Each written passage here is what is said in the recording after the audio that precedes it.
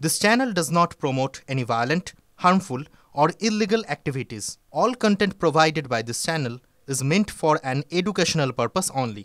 এই প্রত্যেকটা ঘটনায় দেখুন নিউ টাউন থেকে জলপাইগুড়ি টার্গেট করা হচ্ছে মূলত স্কুল ছাত্রীদের। উত্তর এবং দক্ষিণে দুই ঘটনাতেই জালে টোটো চালক।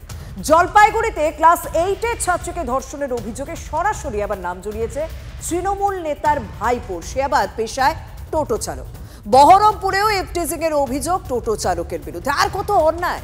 ধর্ষণ খুনে 5 মাসে 7 কারা ফাঁসির নির্দেশ দিয়ে হয়েছে রাজ্যে, তারপরও নারী নিগ্রহের শেষ নেই।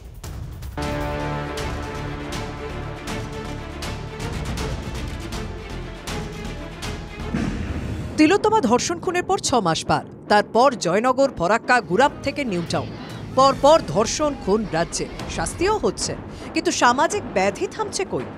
জলপাইগুড়ি, বহরমপুর ও খড়দা ফের ধর্ষণ, শ্লীলতাহানির অভিযোগ।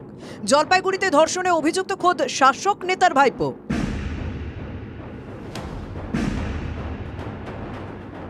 অভিযুক্ত টোটো চালক জলপাইগুড়ি কোতোয়ালি থানা এলাকার বাসিন্দা, কাকা গ্রামের প্রাক্তন তৃণমূল পঞ্চায়েত প্রধান।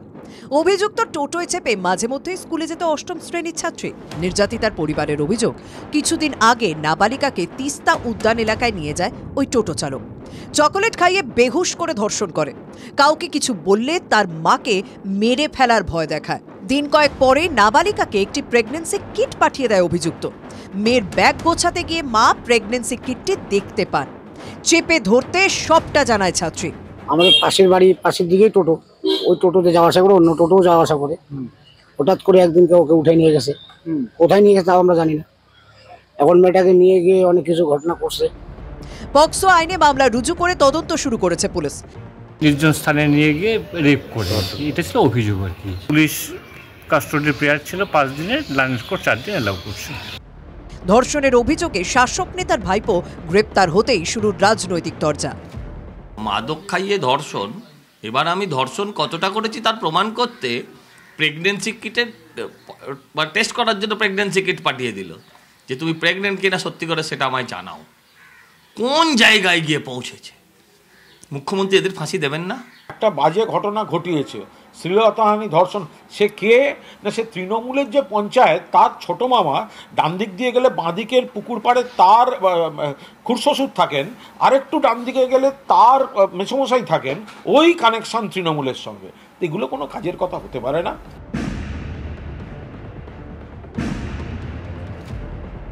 খড়দার পাতুলিয়ায় প্রাক্তন পুলিশ কর্মীর মেয়ের শ্লীলতাহানির অভিযোগ তৃণমূলের পঞ্চায়েত সদস্য আশিস চক্রবর্তীর বিরুদ্ধে। আবাসনের মধ্যেই 2 তরুণীকে মারধর, হেনস্থা, প্রতিবাদ করলে গুলি করার হুমকিও দেওয়া হয় বলে অভিযোগ।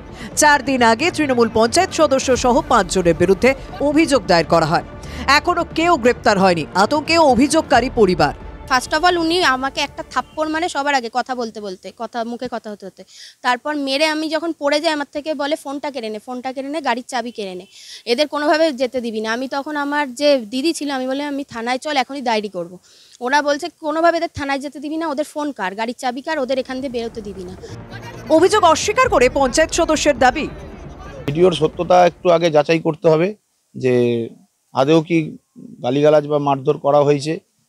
আদৌ সেটা হয়নি, ওরা নিজেরাই একটু অসুস্থ অবস্থায় ছিল। আমি মহিলা তো, বেশি বলে ওদেরও মান সম্মান আমি নষ্ট করতে চাই না বা করতে চাই না। বহরমপুরের গোড়াবাজারেও তরুণীকে উত্ত্যক্ত করার অভিযোগ। টোটোয় করে যাওয়ার সময় তরুণীর ভিডিও করার অভিযোগ চালকের বিরুদ্ধে। বুঝতে পেরে আত্মীয়দের ফোন করেন তরুণী, তার পরিজনেরা এসে অভিযুক্তকে বেধড়ক মারধর করে। দুপক্ষই থানায় অভিযোগ দায়ের করেছে। এক হাতে টোটো চালাচ্ছিল আর এক হাতে আমার ভিডিও করছিল। সেটা আমি সামনে ফ্রন্ট ওই ছোট মিররগুলো হয়, ওতে দেখে নিয়েছিলাম। আমি ফোন চাওয়াই আমাকে ফোন দেয় না। প্রশ্ন হলো, অপরাধীদের এত বারবারন্ত কিভাবে? 4 জায়গায় ধর্ষণ, শ্লীলতাহানির ঘটনা, সেই প্রশ্নই ফের উস্কে দিচ্ছে। নীলেশ্বর, অনন্ত ও কৌশিকের রিপোর্ট, TV9 বাংলা। তাহলে দেখছেন তো, তিলোত্তমা ধর্ষণ খুনের পরও এখনো এই ধরনের ঘটনাগুলো থামেনি। এদিকে দেখুন, আজ 9 ফেব্রুয়ারি তিলোত্তমার জন্মদিন, আর সেই জন্মদিনে মেয়ে ঘরে নেই, ঘরে ফেরেনি, কারণ সে আর ঘরে ফিরবেও না। পড়ে রয়েছে শুধুই স্মৃতিটুকু। 6 মাস আগে আরজিকর হাসপাতালে নৃশংস অত্যাচারে মৃত্যু হয়েছিল তিলোত্তমার, কিন্তু এখনো সঠিক বিচার মেলেনি বলছেন বাবা মা। মানুষের সেবা করবে, অনেক ভালো থাকবে, আমাদের ডেকে বলবে যে অত বড় ডাক্তারের বাবা মা, সেইখানে যখন আমরা শুনি নির্যাতিতার বাবা মা, এটা শুনতেই খুব কষ্ট হয়।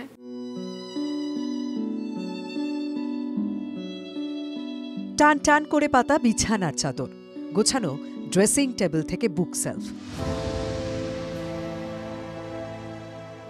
কে বলবে 6 মাস এই ঘরে কেউ নেই, কিন্তু বাবা মায়ের মন তো আগলে মেয়ের স্মৃতি। বাড়ি জুড়ে এখন শুধুই স্মৃতি, আর সঙ্গী চোখের জল। আরজি করে নিহত তরুণী চিকিৎসকের বাড়িতে TV9 বাংলা।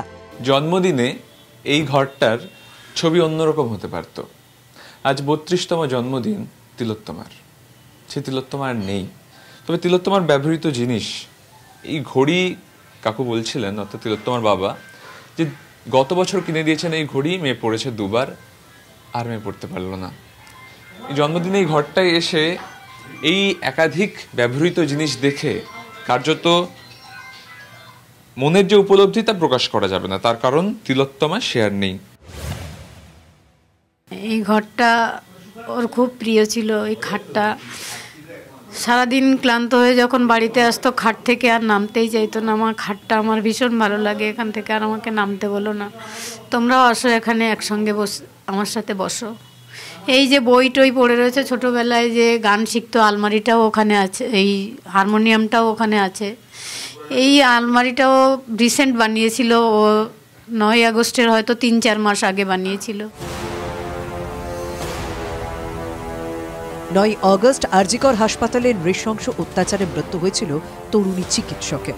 সেই খুন ধর্ষণের ঘটনারও 6 মাস। এখানে বসে দুদণ্ড জিরিয়ে নিত তিলোত্তমা, কিন্তু আজকে জন্মদিনে এইটা দেখাতে ভালো লাগছে না, কষ্ট হচ্ছে। এই ড্রেসিং টেবিল এখানেই সাজগোজ করতো, একাধিক সাজ সরঞ্জাম পড়ে রয়েছে, ব্যবহার করার জন্য যার থাকার সে নেই। একটা ঘৃণ্য অপরাধ, এবং সেই অপরাধের জেরে তিলোত্তমা, যে তিলোত্তমার জন্য গোটা দেশ উত্তাল হয়েছে, সেই তিলোত্তমার এই ব্যবহৃত জিনিসগুলো দেখে মায়ের চোখে জল আসবে, এটাই তো স্বাভাবিক।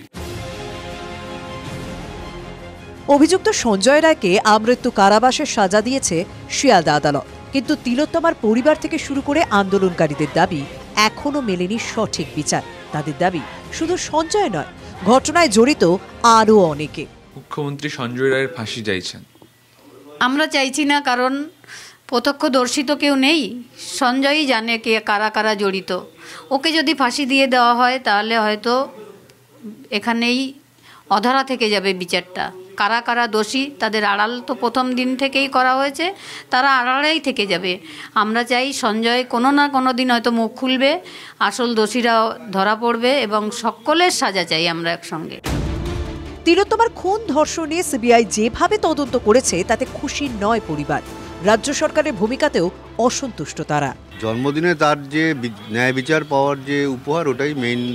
সবার কাছে অনুরোধ থাকবে, তারা সবাই আন্দোলনকে আরও জোরদার না করলে আমরা ন্যায় বিচার ছিনিয়ে আনতে পারবো না। সুতরাং আন্দোলনকে আরও জোরদার করতে বিভিন্নভাবে তাকে মানে সরকারকে দেখিয়ে দিতে হবে যে সাধারণ লোক আমাদের পাশে আছে। এই প্রেক্ষাপটে মেয়ের জন্মদিনে বিচার চেয়ে ফের পথে নামলেন তিলোত্তমার মা বাবা। ক্যামেরা সূর্যেন্দুর সঙ্গে সুমন মহাপাত্রের রিপোর্ট, TV9 বাংলা। অর্থাৎ জন্মদিনে বাবা মাকে আবারও পথে নামতে হলো। মেয়ের জন্য সঠিক বিচারের দাবিতে আবারও পথে নামলেন তারা। কলেজ স্কোয়ার থেকে আরজিকর মেডিকেল কলেজ পর্যন্ত মিছিল করেন নাগরিক সমাজও। মিছিলকে হাসপাতালে ঢুকতে বাধা দেয় কেন্দ্রীয় বাহিনী। সুপ্রিম কোর্টের গাইডলাইন মেনে মিছিল নিয়ে হাসপাতালে প্রবেশে বাধা দেওয়া হয়।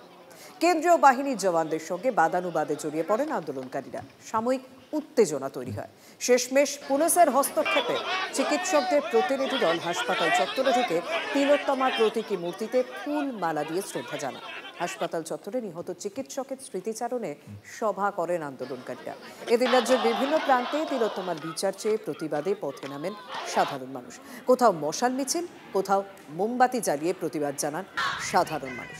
শুধুমাত্র কলকাতায় নয়, রাজ্যের বিভিন্ন প্রান্তে আজ প্রতিবাদ মিছিল আবারও নজরে পড়ল।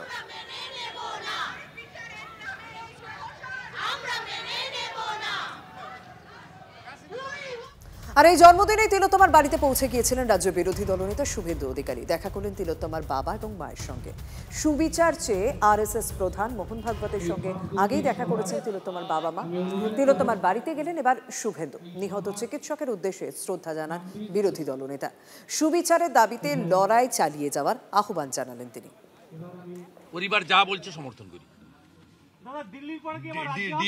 ডিএনএ রিপোর্ট এবং ফরেনসিক প্রত্যেকটাতেই ধোঁয়াশা যুক্ত আছে। যারা তদন্ত করছেন ও যারা বিচার করছেন তারা এর মীমাংসা করুন, এটা আমরা চাই। নইলে পথই পথ দেখাবে, পরিবার সঙ্গে থাকবে, সবাই আমরা রাস্তায় নামবো। শুধুমাত্র স্তাবক ছাড়া, মমতা ব্যানার্জির যারা স্তাবক, যাদের চোখ থাকতেও অন্ধ, কান থাকতেও যারা কানে শুনতে পান না, সেই লোকগুলি ছাড়া বাকি সবার উচিত এই পরিবারের পাশে দাঁড়ানো। বিনীত গোয়েল আর মমতা ব্যানার্জি দুজনের জেল চাই। মানুষ তার সময় সুযোগের অপেক্ষায় আছে। এর বিচার যদি সঠিক না হয়, মানুষ কি করে এই সরকারকে বিসর্জন দিতে হয় মানুষ সেটা জানে, মানুষের উপরে ছেড়ে দিন। সব লোক ওয়েট অ্যান্ড সি, মানুষ সব দেখছে। আর পরিবার সামগ্রিক তদন্ত এবং বিচারের উপরে খুশি নয়, আমরা পরিবারের সঙ্গে আছি। কাল থেকে মাধ্যমিক পরীক্ষা শুরু হচ্ছে, আর এবছর প্রশ্ন ফাঁসের আশঙ্কা নেই বলে দাবি করছেন শিক্ষামন্ত্রী ব্রাত্য বসু। মালদার পরীক্ষা কেন্দ্রগুলিতে বিশেষ নজরদারির ব্যবস্থা করা হচ্ছে বলে জানান তিনি। দিন আনন্দ করে পরীক্ষা দিন, মাননীয় মুখ্যমন্ত্রী বলেছেন। সর্বতভাবে আমাদের প্রশাসন যারা মাধ্যমিক পরীক্ষা দিচ্ছে বা পরীক্ষার্থী তাদের সঙ্গে আছে।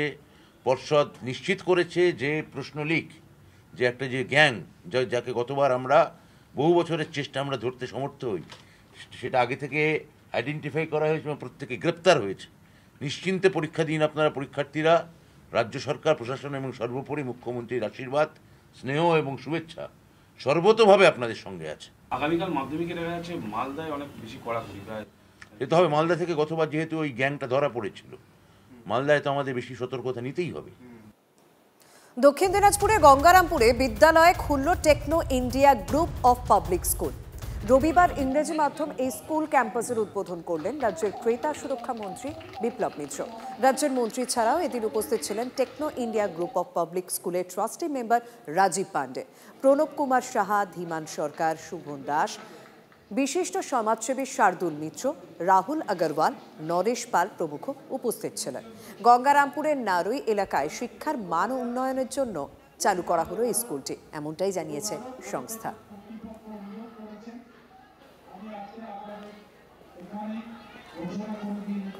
টেকনো ইন্ডিয়া গ্রুপ একটা ওয়েস্ট বেঙ্গলের লার্জেস্ট স্কুল নেটওয়ার্কের গ্রুপ। ওদের অলরেডি 22টা স্কুল চলছে।